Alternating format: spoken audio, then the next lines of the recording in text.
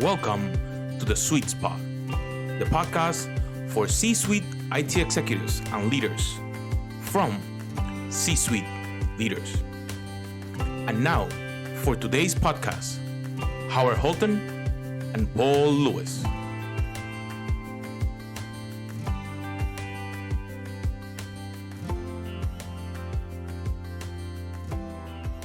Welcome to The Sweet Spot. I'm Howard Holton, and my co-host here is Paul Lewis. Hey now. So I am the Global CTO for Public Safety, Compliance, Governance, and Legal for Hitachi Vantara. And Paul? I'm the Global Vice President, CTO for Industry and Enterprise Architecture. So I'm a former CTO, or former CIO. I've got roughly 30 experience in the industry. I've worked in verticals from SLED to public safety, telecom, healthcare, retail, and now manufacturing, legal, and government contracting. Paul? I don't have that kind of background. I've got 17 years of CIO and CTO, mostly in financial services. In fact, the vast majority of my perspective is financial services. With the last 6 years, of course, I've been able to see a lot more industry and how that applies even to financial services. So when I talk to a bank, it's about applying media and telco and healthcare to things that they do, which is fun. And super valuable. Yeah. Right. The value that we bring is very much that industry focus, that industry expertise, the vertical expertise that allows us to have a conversation at a level that's outside of infrastructure. And sometimes solutions are outside of the industry. I talk to so many CIOs that say, if we had the answers already, we would have solved our problems. We got to look outside the industry. And maybe even to the physical world, even though some of those industries are much more digital than physical, but some of the physical problems might relate to a digital issue. Right. I find that the interesting thing is actually the vertical, not necessarily the technology. I have kind of a melting pot, if you will, of verticals. And the reason for that for me was every time I changed jobs, I didn't change because I didn't like the organization, typically. I changed because something in me got bored, and I found that learning kind of the OT, as we call it, was more interesting than the IT, since that stays the same. I really wanted to understand, how does healthcare apply a technology versus how does telecommunications apply a technology? So when you say OT, do you mean the business? Because sometimes when we say OT, we really mean not infrastructure, which means OT could be application, it could be ITSM, it could be enterprise architecture. Sure. So when I say OT, I do mean the business, but that's often the business-specific applications as well, right? The business applications are like the software version of a business workflow. And so I kind of include those in the OT as well. But I don't necessarily include, I certainly don't include anything in infrastructure. Right. And I don't include things that are in software that are a little bit more generic. But very much, how does the OT, how does the workflow of the business operate, and how can technology enable it? And so that's all the things that touch that for me. So it doesn't include the shared services, but I know I had a VP of applications that effectively each one of their directors was a line of business. And what they focused on almost entirely was the workflow of the business. They were this in many ways, right? It's not like the business determined they wanted compute and then asked for compute. Right. They wanted faster, better, cheaper operational process. Right. They wanted to solve a problem that they had. Right. And those would be OT people, as far as I'm concerned. Yeah. Those would be the OT interface to the IT. Right. But enterprise architecture, I think, is also, for that to be successful, that also has to be an OT-based process, right? Mm-hmm. If you don't consider what the business is trying to do and why the business is trying to do it, you tend to fail. Yeah. Especially if you don't know who the customers are, what customers we're not attracting, and what the value proposition to those customers are. It's hard to say how IT might actually impact positively. Absolutely. Yeah. Absolutely. So what brought you to the manufacturing side? Because we both work for a manufacturer, but what brought you to the manufacturing side?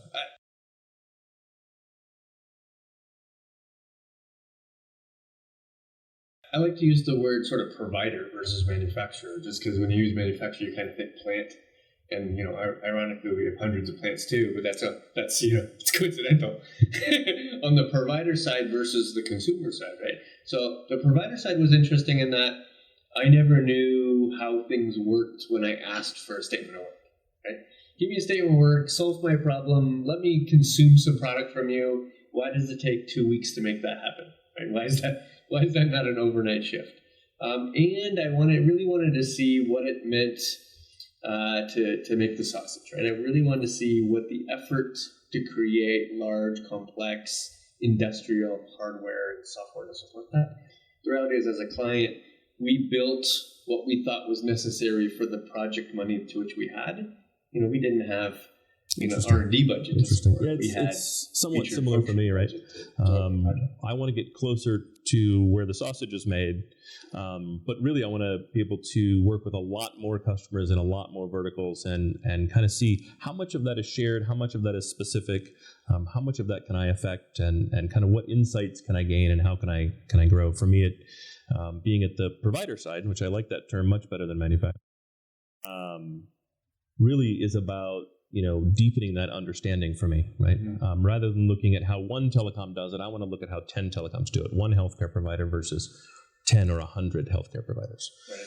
So it's just kind of still trying to scratch that itch a little bit for me. And Hitachi is even more interesting in that it's much closer to our clients' everyday business, right? They're likely to have consumed other products and services that the larger organization provides, or at least have seen them on the street as they're driving to the office, and therefore there's a real life impact into their lives instead of just a digital thing where it's a large enterprise piece of software. Who knows what an ESB is, right? Everyday person wouldn't. For sure. Right? Everyday person has seen a crane before, right? So they can do that math much quicker, and that was appealing to me.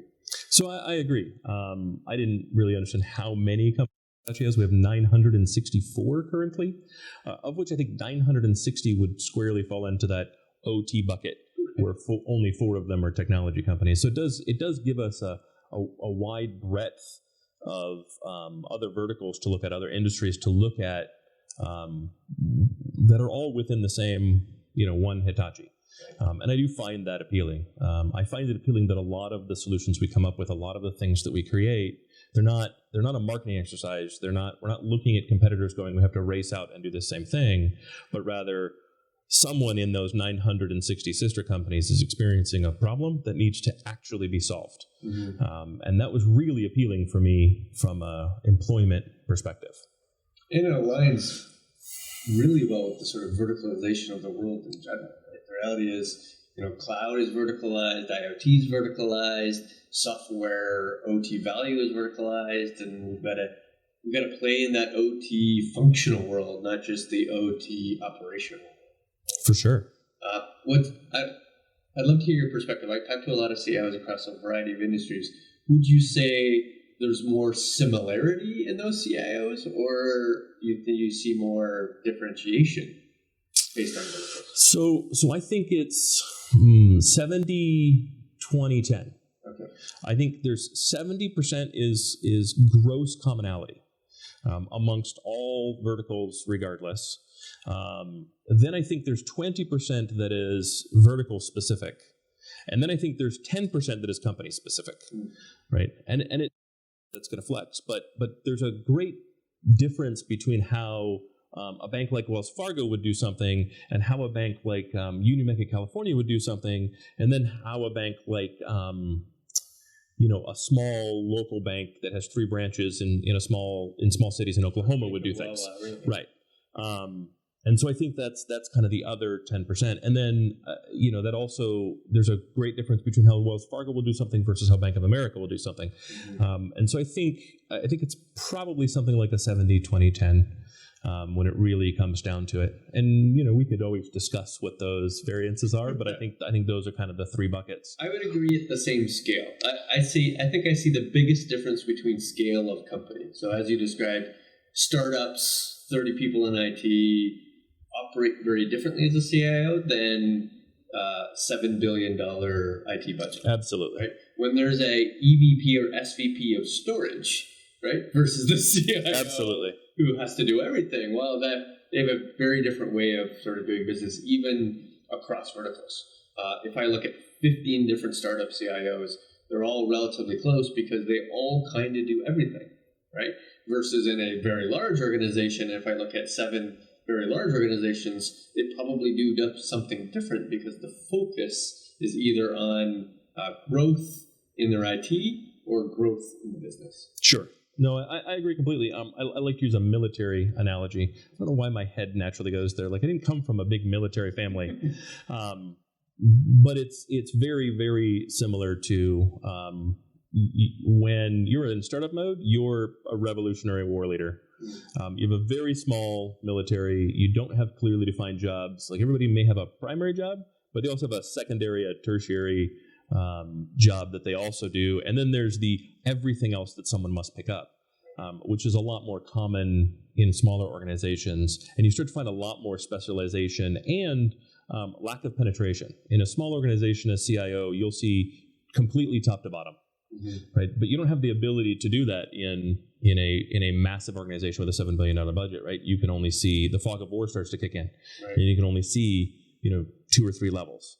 And so yeah, there is absolutely a lot more similarity within verticals in similarly sized organizations than there are in disparately sized organizations, for sure. And the scale's massive, right? When I'm dealing with, one application, 1 terabyte, one cloud provider versus 600 petabytes, hundreds of thousands of workloads, and multi-cloud. Absolutely. It's a different concept of what I worry about all the time. Absolutely. But I would, to the cloud conversation, I would say that there's a bigger challenge in time, I think, than necessarily workforce. Like, I see a lot more similarity in the challenge of moving to cloud in companies that are equally aged rather than in companies that are equally sized. Although size does tend to play a factor, right? But if a company is Bank of America size, we'll use that as an example, and there's a small bank that's also 100 years old. They face similar challenges trying to move to the cloud, trying to add that agility and that flexibility and those capabilities tends to be a significant challenge for them. And I kind of find that even across verticals. Just I would say the number one factor that I see in success in moving to the cloud is simply around age of business. The older the business is, the older the systems tend to be. The harder the more kind of sacred cows that we've created, right? The more embedded they are. 20 minutes is actually great, and the more fragile those kind of workflows and systems and processes and technology become, all of which adds up to making that very, very hard to move to the cloud. Yeah. So I find that kind of an interesting thing that I noticed. Is like the perfect word Yeah.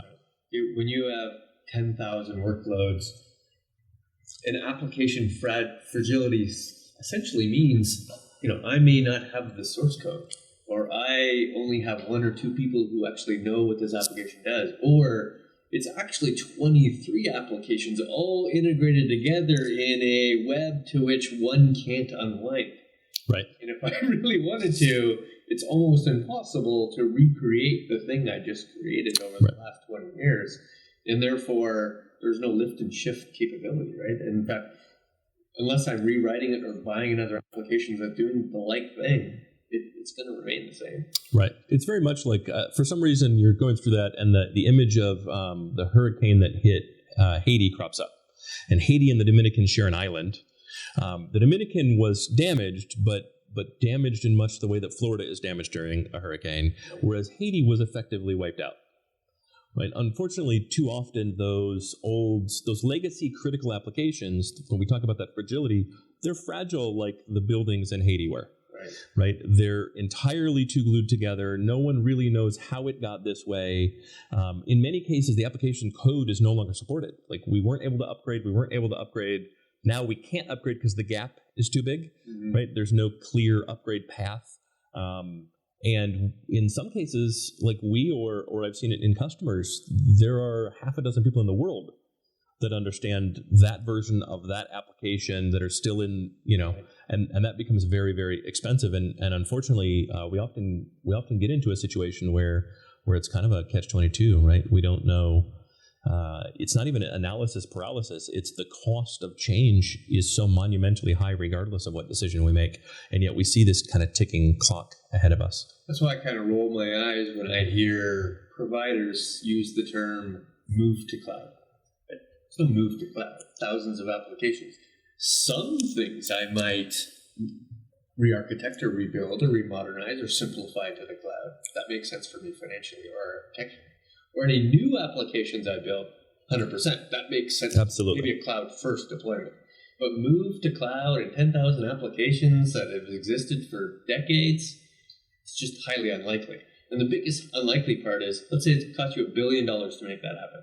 Imagine going to your CFO at any time, but imagine going to your CFO now and saying, I need $1 billion to recreate and rewrite all the applications I have now so that they work in the cloud. And their first question, of course, is going to be, awesome. Does it do exactly the same thing now as they did in the past? Right. And of course, if the answer is yes, you'll be walking out that door. Right. There's no, he's not going to spend $1 billion to get the exact same thing he currently has now. I would hope not. Right. Otherwise, he won't be CFO for long. Right. And the reality is, I'm sure we've rewritten a lot of applications in our career. The rewritten application takes years to get up to the same standard, both in quality and feature richness, as the original application. Absolutely. Like version 1 of other application doesn't do what version 300 does of the system. Right. It's not as stable. It's not as performant. It's not as feature rich. Yeah. And it's almost, it doesn't look the same, right? The retraining is significant on the organization as a whole, tends to be pervasive.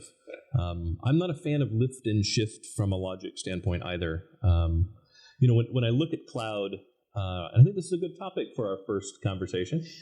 when I look at cloud, there's like, we tend to talk about it as though it's one thing. And unfortunately, that one thing is other. It's either my infrastructure or it's other. It's my data center or it's other. That's an okay definition of cloud. Mm-hmm. Other. I think if we try to talk about it as though it's one thing with any other definition, we start to pigeonhole our thinking. Not our decision-making process, but our thinking, because a cloud isn't one thing.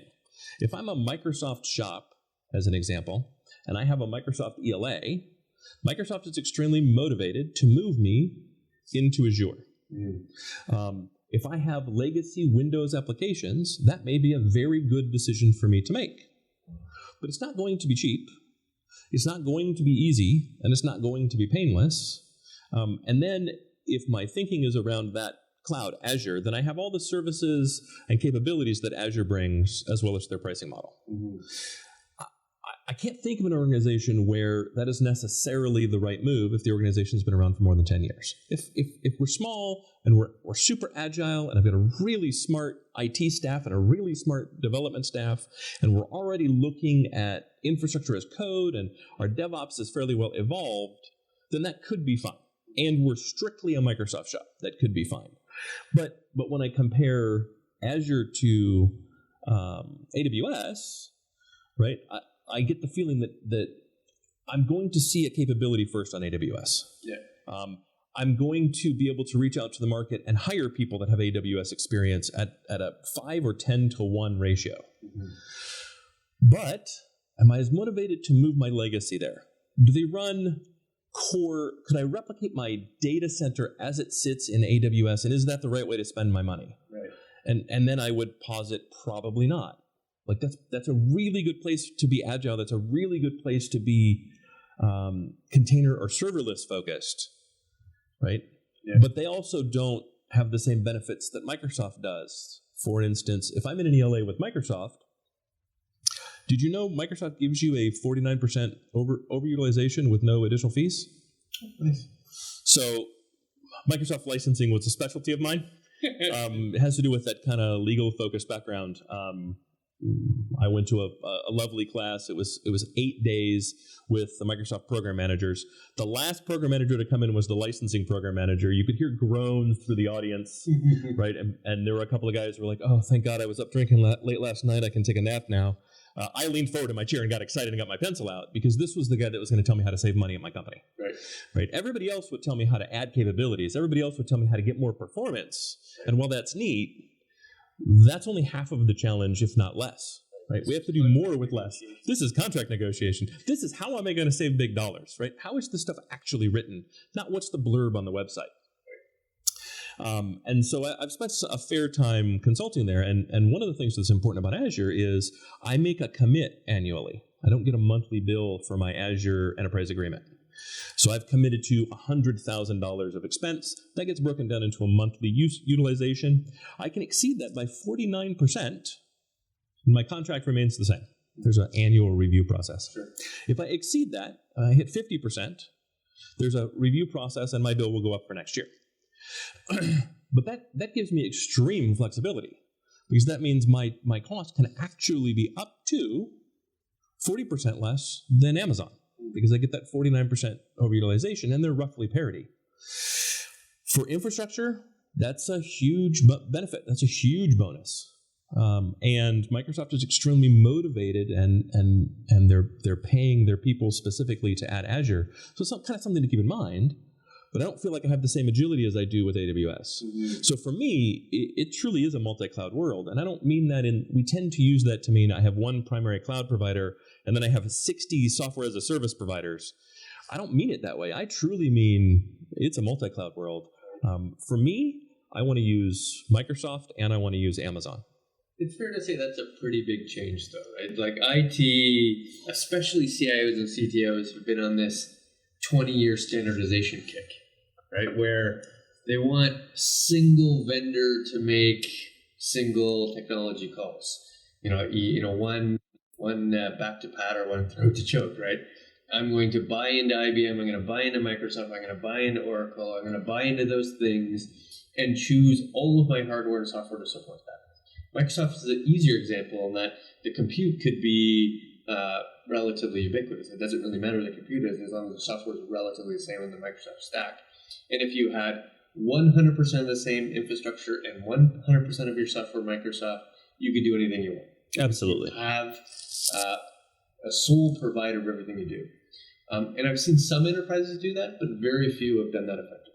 What I mostly see is a significant amount of diversification.